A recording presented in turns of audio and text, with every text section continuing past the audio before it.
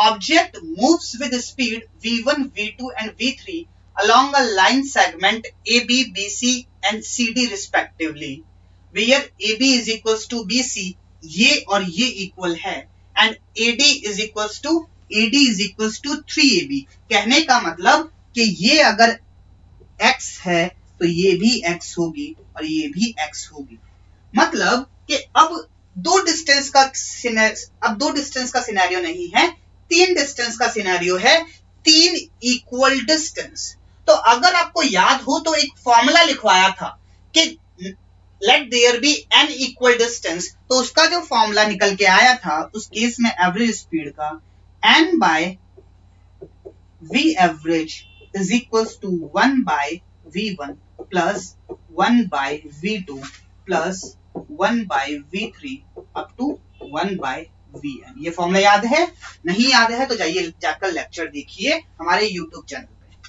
चलिए, अब मेरे पास 3 इक्वल डिस्टेंस है तो n की वैल्यू कितनी हो जाएगी 3, और v1, v2, v3 की वैल्यू में कुछ गिवन में है क्या? कुछ नहीं गिवन में है, बस v1, v2 और v3 ये 3 इक्वल डिस्टेंस में स्पीड है। यहाँ पे v1, यहाँ पे v2 और यहाँ पे v3।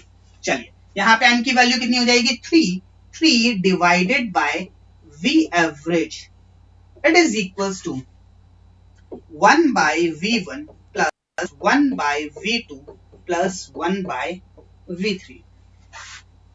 इसको कहां सॉल्व करें? यहीं पे एक स्टेप और ले लेते हैं, 1 by 3 by v average it is equals to, इन तीनों का एलसीएम होगा v1, v2, v3, v1, v2, v3।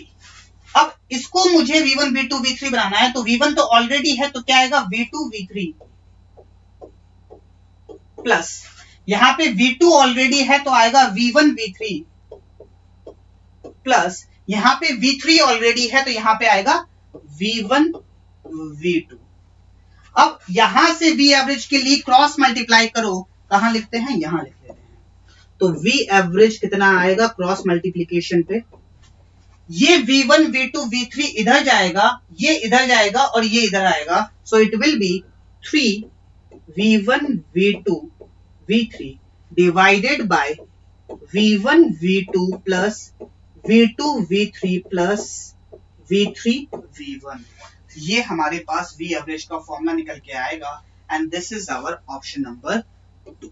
इसका आंसर हो जाएगा ऑप्शन नंबर